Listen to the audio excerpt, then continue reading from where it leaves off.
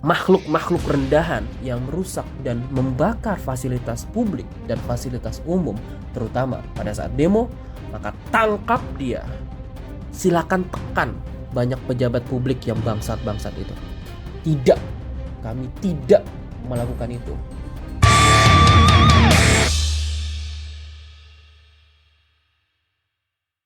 Halo, kembali lagi di channel Abai 17. Di video kali ini mungkin agak sedikit cepat ya, karena sekarang adalah bulan Agustus dan nampaknya akan ada isu demo besar-besaran lagi di Agustus ini. Karena di tahun sebelumnya, di tahun 2025, Indonesia juga mengalami demo besar-besaran. Bahkan innalillahi wa inna ilaihi raji'un, Allahumma gfir lahum warhamhum wa'afihim wa'afuanhum. Banyak yang meninggal dari demonstrasi itu. Baik, kondisi Indonesia saat ini di awal Agustus ini masih cukup terbilang kondusif ya. Walaupun dari akhir Juli itu sudah ada mal-mal yang dipagari, yang pagarnya itu nggak pendek, tinggi, dan bahkan gue pernah lihat fotonya ada pagar yang dililit dengan kawat berduri. Nah, kenapa mereka defense seperti itu, bertahan seperti itu? Karena mungkin mereka merasa demo kali ini, kalau beneran ada demo ya, itu lebih chaos, itu lebih parah daripada demo sebelumnya yang mungkin bisa menjarah mal-mal. Makanya mereka mengambil antisipasi, yaitu membuat pagar yang tinggi supaya kalaupun ada penjarahan itu mereka bisa lebih aman. Walaupun kabar terakhir yang gua dengar itu pagar yang tinggi-tinggi itu akan dibongkar lagi supaya mereka tidak memperkeruh isu yang berseliweran akhir-akhir ini. Teman-teman, soal demo ya, rakyat ini dilema. Jika tidak demo, pejabat banyak yang bajingan. Jika demo, maka bisa ditunggangi pihak lain. Nah, pihak lain ini ada dua setidaknya ya. Ada yang tidak pro rakyat, namun memang punya kepentingan kalau pemerintah jatuh. Dan pihak yang lain adalah buzzer pejabat yang membuat situasi demo tidak kondusif, sehingga media dan masyarakat lain menganggap demo ini negatif. Jadi kalau kita nggak demo, pejabat banyak yang bangsat, banyak yang kurang ajar, banyak yang menzolimi kita. Sedangkan kalau kita demo, ada aja yang menunggangi demo kita. Rakyat itu dilema di situ saat ini. Salah satu demo yang ditunggangi pihak lain seperti di Agustus lalu nih, yaitu perusakan dan pembakaran fasilitas publik. Teman-teman, ini perlu dicatat ya. Kita para mahasiswa, akademisi, dan aktivis semuanya itu sepakat bahwa demo tidak ditunjukkan untuk merusuh, apalagi sampai merusak fasilitas umum, fasilitas publik.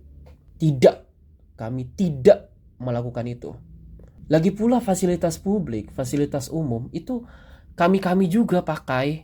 Ngapain kami merusak fasilitas yang jelas-jelas itu dibeli dan dibuat dengan uang kita, uang rakyat, dan kita juga pakai fasilitas umumnya, fasilitas publiknya.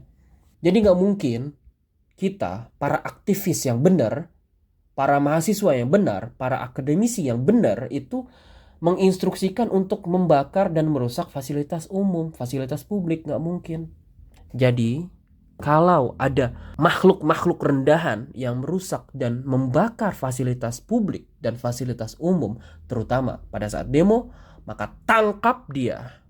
Dia pasti bagian dari penunggang demo dan tidak berpihak pada rakyat. Teman-teman, silakan demo namun tetap pada aturan.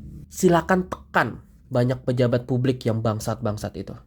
Teriakan tuntutan-tuntutan kita dan menangkan segera. Kenapa demo harus tetap pada aturan? Lagi-lagi tadi, kalau kita tidak pada aturan, media dan buzzer-buzzer pemerintah itu bisa memframing kita bahwa kita adalah aktivis yang kebablasan, yang gak tahu aturan.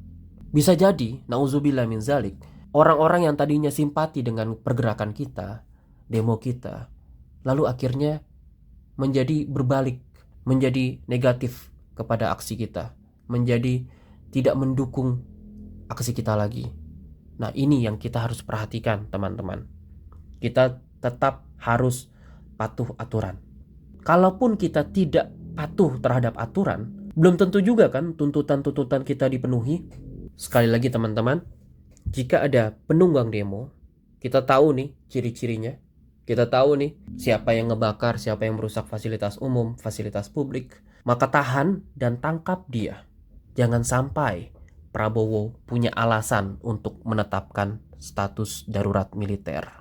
Itu aja dari gua. Terima kasih buat yang sudah subscribe, like, comment, dan share. Dan di samping nih, ini ada beberapa buku yang sudah pernah gua baca semuanya. Silakan bagi yang berminat, ada di YouTube Shopping di bawah. Terutama buku ini nih, 2 buku inilah. Dasar-dasar Ilmu Politik dari Prof. Miriam Budiarjo dan juga Etika Politik dan Kekuasaan oleh Haryat Moko. Dan kalau misalkan memang mau novel, ini novel Teruslah Bodoh Jangan Pintar, ini novel politik juga dari Terelie. Itu aja mungkin yang bisa gue sampaikan. Gue Abai 17 and have a nice day.